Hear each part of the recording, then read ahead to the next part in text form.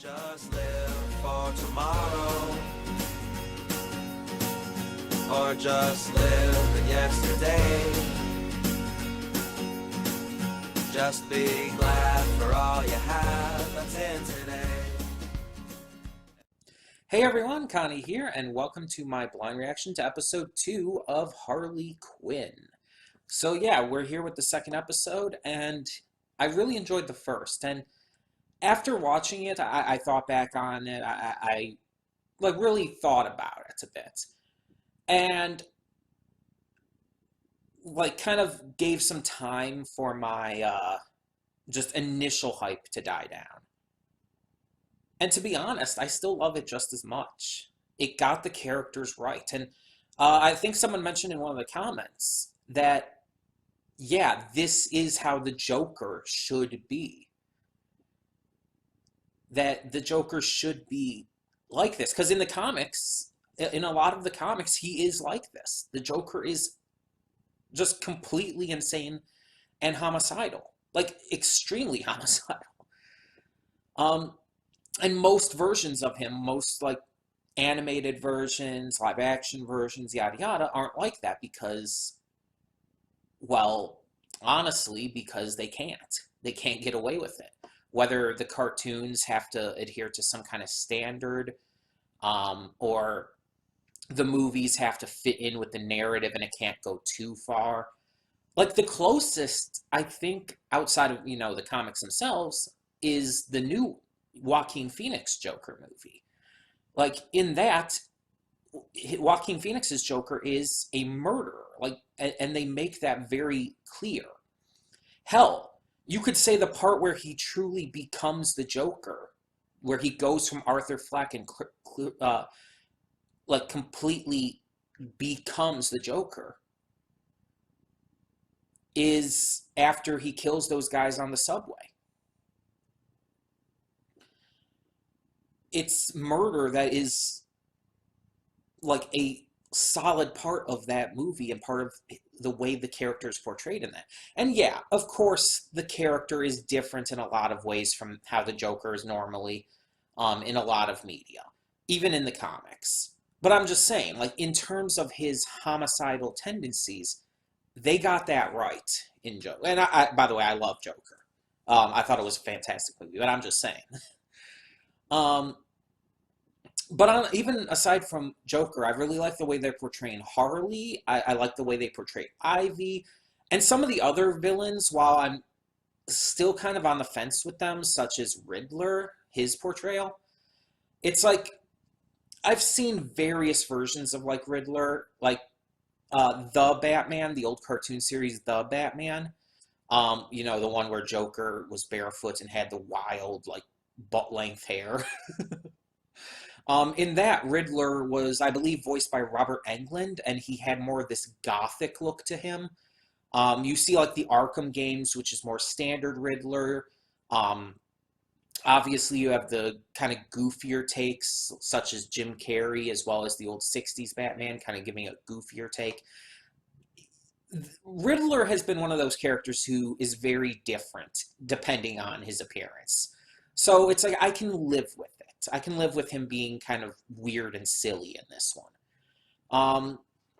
And some of the other characters we saw, it's like, yeah, I'm fine with how they're portrayed. Calendar Man being kind of a ridiculous, almost goody two shoes type of character. It almost seemed like he just seemed like he had a innocence to him that made him really interesting. Yeah, he was still participating completely in the riots at Arkham, which is like, that's really interesting for Calendar Man.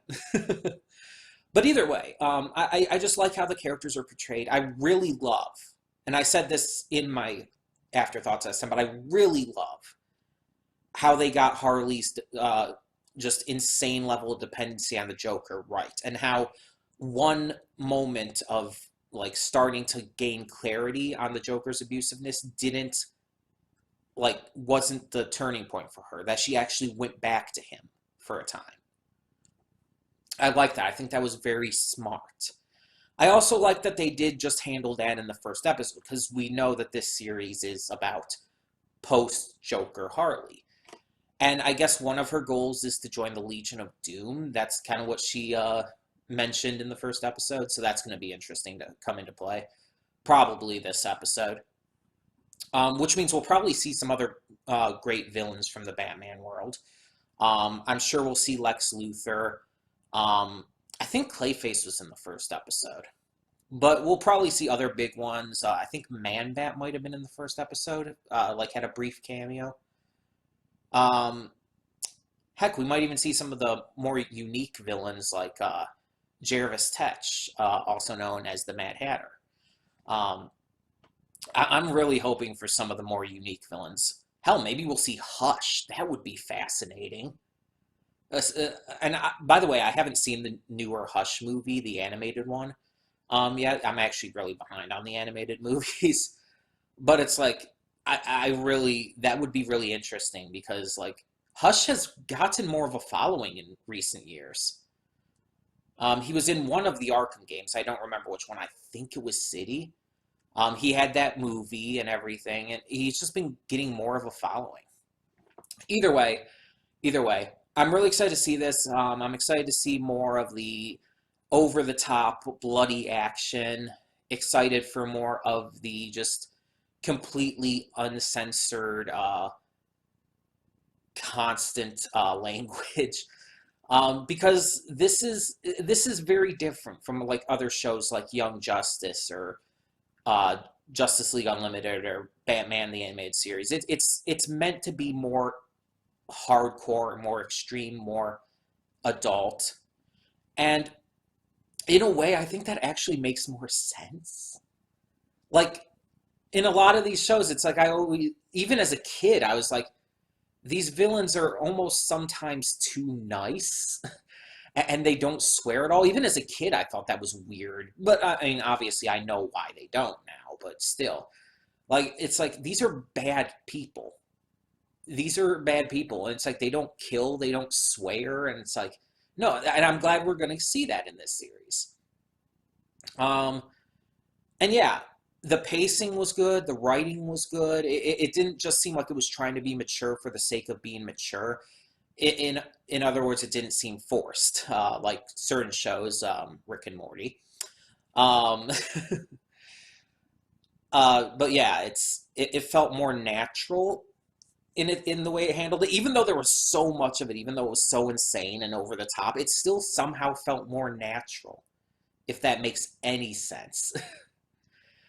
But yeah, I'm excited to continue this, because for now, this is definitely a high quality show that I am really excited for.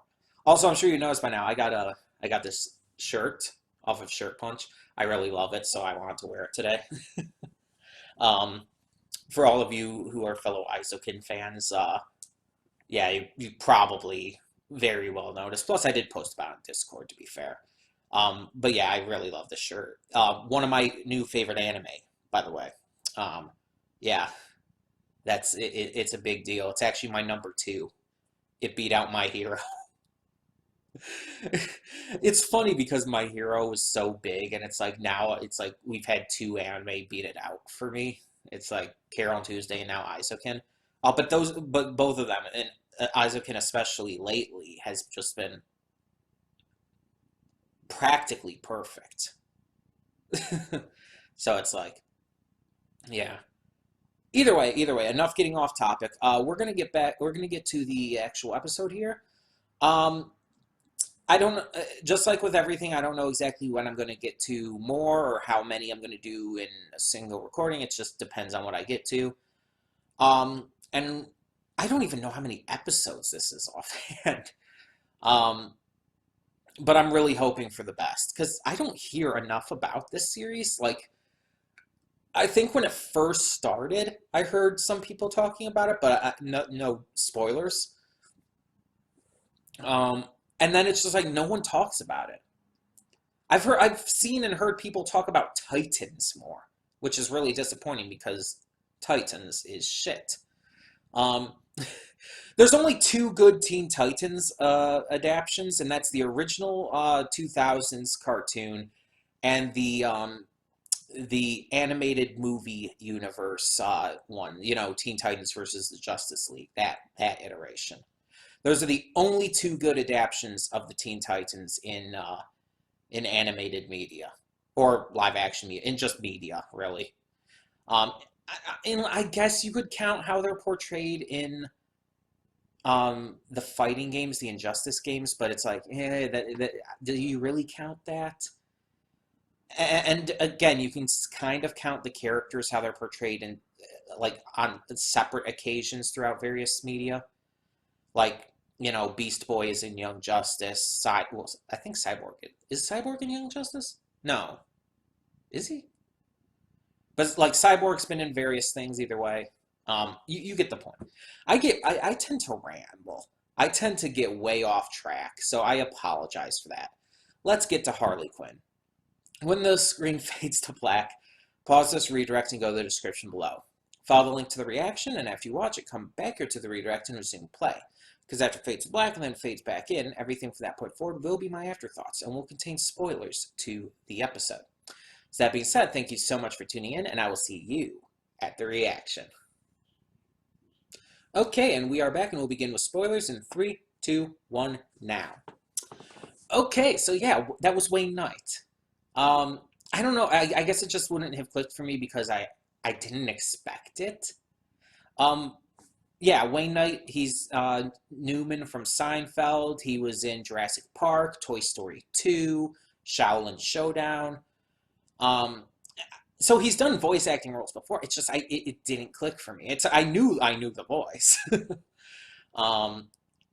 Yeah, it's just I didn't expect it. But yeah, so this was a good follow-up episode to the first one. Harley continuing to try and make her own name for herself.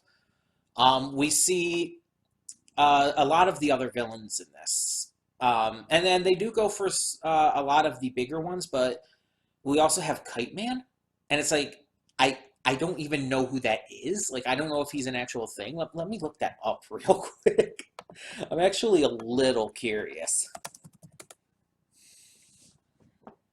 Yeah, he is a DC supervillain. He is a real thing. He first appeared in 1960. I have never heard of him before.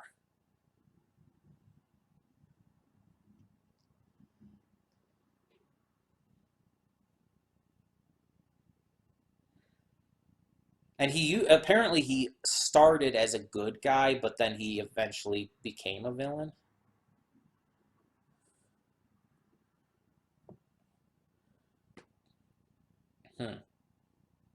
Anywho. But yeah, so we got to see some more interesting stuff. We got to see more of Ivy using her powers and stuff especially to protect Harley, which is great. There is a lot of just really fun and interesting versions to these characters. As I mentioned in the reaction, I like how Scarecrow is, well, he's clearly just an ordinary person under the mask. He's not like anything special or weird or unique. Because a lot of times you might like expect him to have like this creepy weird voice, but no, he has a regular voice. He even has a British accent. Because you have to remember, under that mask, he's Dr. Jonathan Crane. He's an ordinary guy. It's just his appearance. You would kind of expect to hear this like weird, creepy voice, but no. And Bane, they're clearly parodying the Tom Hardy Bane from Dark Knight Rises.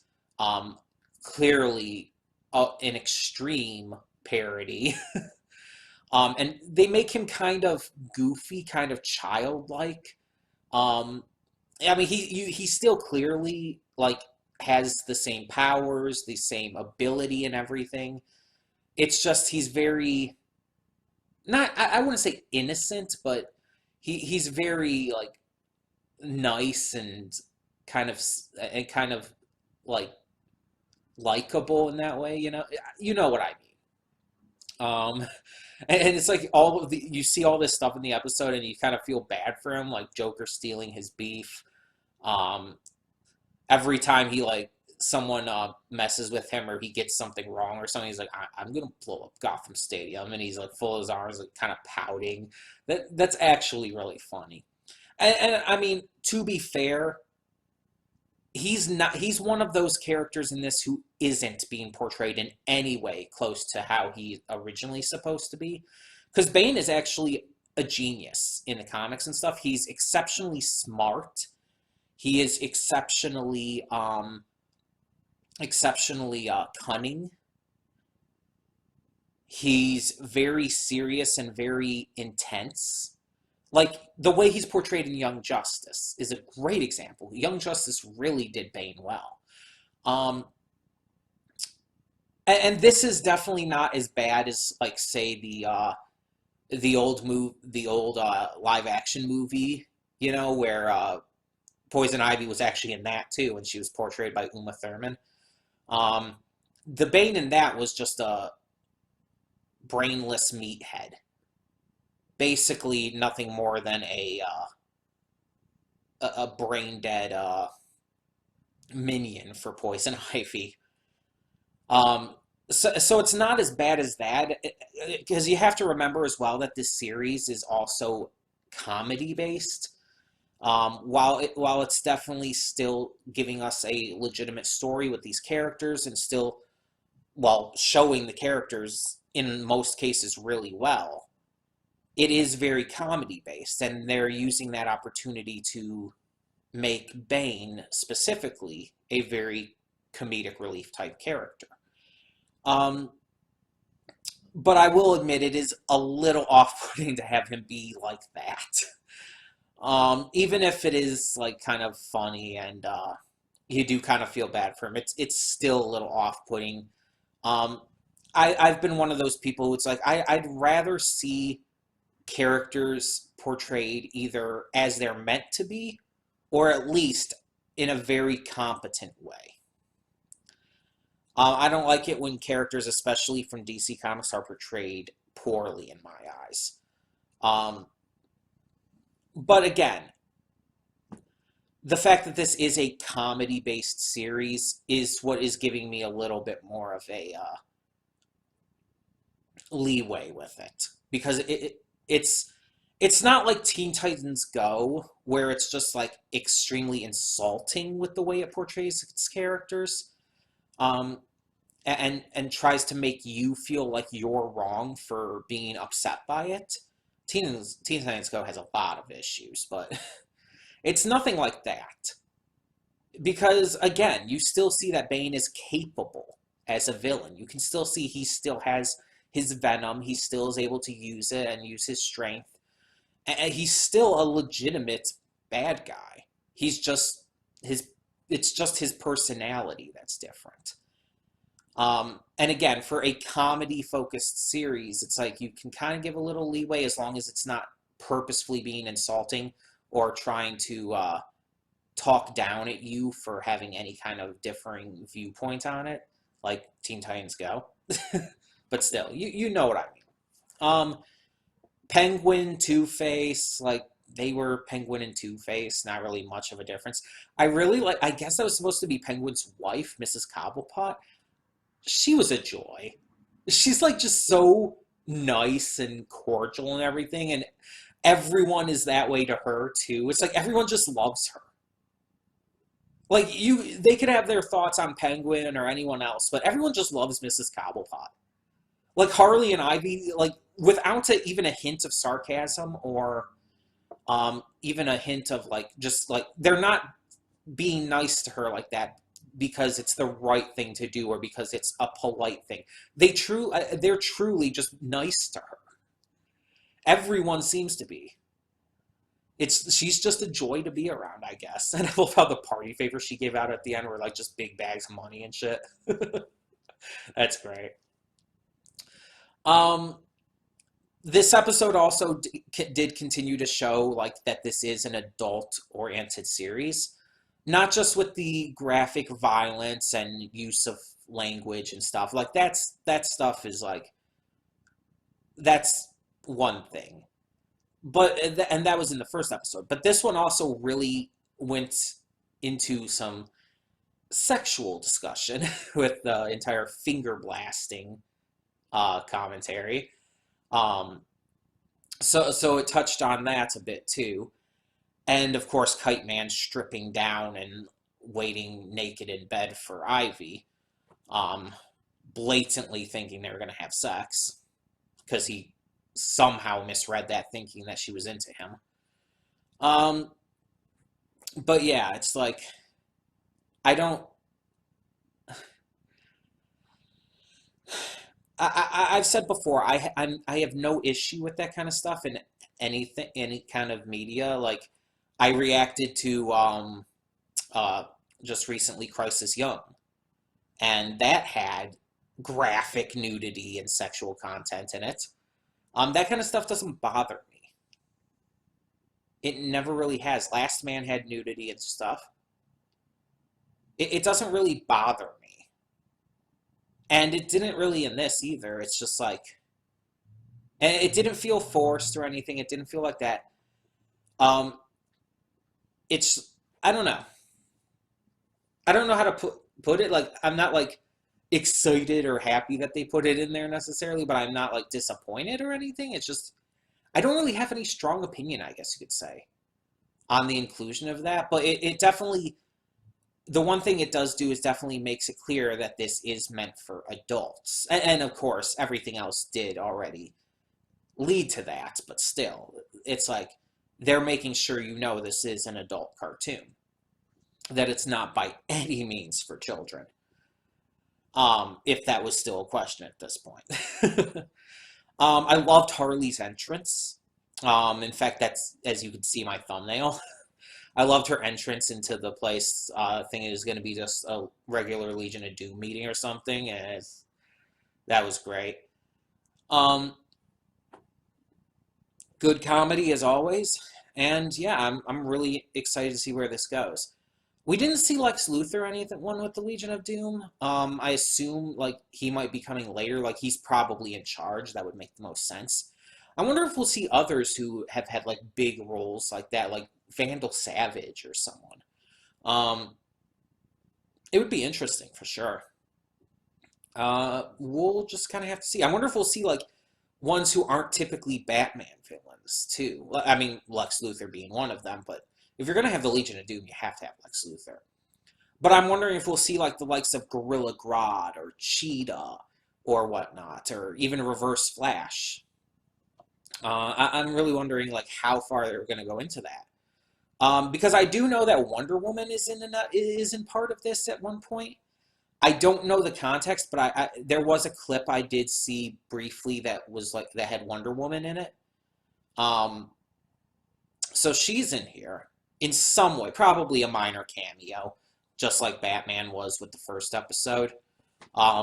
It's like, okay, he's there, but he's not like a major character. Also, that was really Howie Mandel voicing himself, and that's fantastic. I mean, I thought so. I mean, you could tell by the voice, but it's like that's great. That's hilarious. He probably got a kick out of it. Knowing him, especially from seeing his stuff on America's Got Talent and stuff, he loves like getting into this kind of stuff. He's done voice acting stuff before. He's done acting stuff before in general. Um, and it's like, yeah, it's almost kind of weird seeing him in it's such an adult program, but still, it's like he probably would get a kick out of this and find it really funny. I could see that. Um, that was unexpected. I guess he died in this world, so we won't be seeing him again. I wonder if we'll get more celebrity cameos like that, though. That would be interesting. And I love how like everyone just loved Howie Mandel. Like he was just like so beloved by everyone. Frank, Ivy, and Harley's most notably. It's just like I guess Howie Mandel was just a very popular guy. um, yeah. Either way, I really enjoyed this episode. And I'm liking where this is going. I do hope we get more into like progression of things, and it's not just like the entire series is just, oh, what's Harley going to do this week to try to get into the Legion of Doom? No, it's like I want to see there be actual progression. And based on the first episode and how honestly quickly they went through the entire thing with her breaking up with the Joker. I have hope that there will be actual progression, but I don't know. And if there's not, as long as it's still funny and still good, then that's all I can hope for. But yeah, I'm very much enjoying it, and we'll just kind of see where it goes. So in the meantime, tell me what you thought of the second episode of Harley Quinn, and thank you so much for tuning in. For now, I'm Connie, and I'm signing off. See y'all next time.